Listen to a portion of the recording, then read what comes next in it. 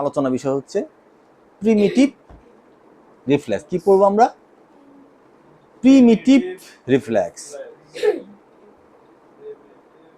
Reflex এখানে বেশ কিছু কথাবার্তা আমাদের আছে, আমরা একটু মনোযোগ দিয়ে দেখবো, তাই তো? আচ্ছা, কি বলছে? Primitive reflex R involuntary automatic movement present at birth in newborn that are crucial for survival and early development. খুব খেয়াল করো, এবার আমার দিকে তাকাও, আর স্লাইড দেখা দরকার নেই, খুব খেয়াল করো। বলতেছে প্রিমিটিভ রিফ্লেক্স হচ্ছে একটি গুরুত্বপূর্ণ, ক্রুশিয়াল, খুব নাজুক একটা গুরুত্বপূর্ণ রিফ্লেক্স। কাদের থাকে? নিউবর্ন। নিউবর্ন কারা? 0 থেকে 1 বছর। নিউবর্ন কারা? 0 থেকে 1 বছর। এই বাচ্চাদের মধ্যে এই প্রিমিটিভ রিফ্লেক্স থাকে। অ্যাডাল্ট অবস্থায় এই রিফ্লেক্স থাকে না।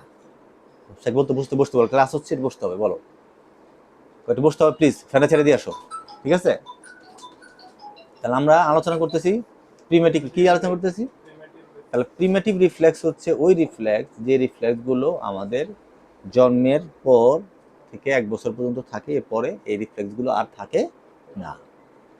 এটাকে প্রিমিটিভ রিফ্লেক্স বলে।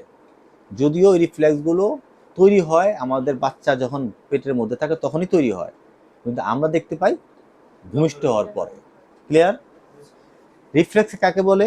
আমি আবার বলি, রিফ্লেক্স কাকে বলে? রিফ্লেক্স হচ্ছে একটি ইনভলেন্টারি, তোমার নিয়ন্ত্রণ না, তুমি চাইলে তুমি এটাকে কি করতে পারবা না, এটা তোমার অটোমেটিক একটি ইনভলেন্টারি, তোমার কন্ট্রোল ছাড়া একটা মুভমেন্ট হবে, আর সেই মুভমেন্টকে বলা হচ্ছে রিফ্লেক্স। আর কোন রিফ্লেক্স কিছু হয় অ্যাডাল্টদের, কিছু আছে বাচ্চাদের। 1 বছরের নিচে যে রিফ্লেক্সগুলো থাকে সেই রিফ্লেক্সগুলি বলা প্রিমিটিভ। এখন এই রিফ্লেক্সগুলো, অনেকগুলো রিফ্লেক্স আমাদের আছে। আচ্ছা, এই রিফ্লেক্সের জরুরত কি? এই রিফ্লেক্সের প্রয়োজনীয়তা কি? রিফ্লেক্সের প্রয়োজনীয়তা হচ্ছে এই, আমরা জানি আমাদের বডির স্পাইনাল কর্ড এবং ব্রেন স্টিম বা পোন্স মেডুলা, এই জিনিসগুলো আমাদের কি হয় না, আমাদের যখন বাচ্চার 1 বছরের মধ্যে পুরো ম্যাচিউর হয়, 1 বছর পরে আস্তে আস্তে ভূমিষ্ঠ হওয়ার পরে ম্যাচিউর হয় না। বাচ্চা বয়স যখন 2, 3, 4, 1, এই সময় ব্রেন, স্পাইনাল কর্ড এবং আমাদের ব্রেন ম্যাচিউর হয়। কিন্তু এই যে ম্যাচিউর হওয়ার আগ পর্যন্ত বাচ্চাকে সার্ভাইভ করতে হবে, বাচ্চাকে দুধ খাইতে হবে, বাচ্চাকে চলতে হবে, সব কিছু করতে হবে। তাহলে যদি এই রিফ্লেক্স না থাকতো তাহলে বাচ্চাটাকে সার্ভাইভ করা খুব কঠিন হইতো, বাচ্চার সার্ভাইভ করা অনেক কঠিন হতো। এই কারণেই এই আল্লাহ পাক এই রিফ্লেক্সটা দিয়ে রাখছে। কিন্তু এই রিফ্লেক্সগুলো যখন ব্রেন এবং স্পাইনাল কর্ড ম্যাচিউরড হবে তখন এই রিফ্লেক্সগুলো অটোমেটিকলি ভ্যানিশ হয়ে যাবে, সেটা আর থাকবে না। এইটাই হচ্ছে স্বাভাবিক।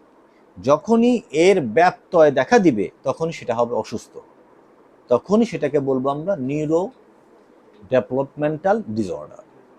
সাচ এস এক্সাম্পল, আমরা যদি এখানে টাচ করি একটা 2 মাসের বাচ্চাকে, 1 মাসের বাচ্চাকে, হাতটা মুট করে দিল, অথচ আমার চাপ দিলাম, আমারটা মুট হইল না।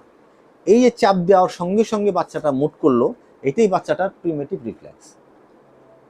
যদি আমি 3 বছর বাচ্চার হাত দেই তখন বাচ্চাটা এরকম করবে না, কিন্তু 1 মাসের বাচ্চাকে দিলে সে মুট করবে। বুঝাইতে পারছি? তাহলে এই 3 বছর বাচ্চার, 3 বছর কালীন বাচ্চার এই রিফ্লেক্সটা উইথড্র হয়ে গেছে।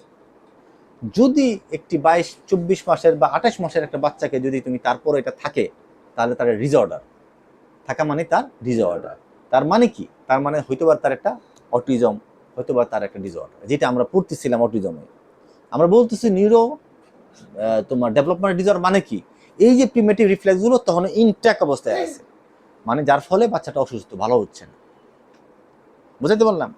সে এই জায়গায় চাপ দিলাম, বাচ্চাটা মুখটা এরকম করবে, আমার চাপ দিলাম কিছু হয়নি।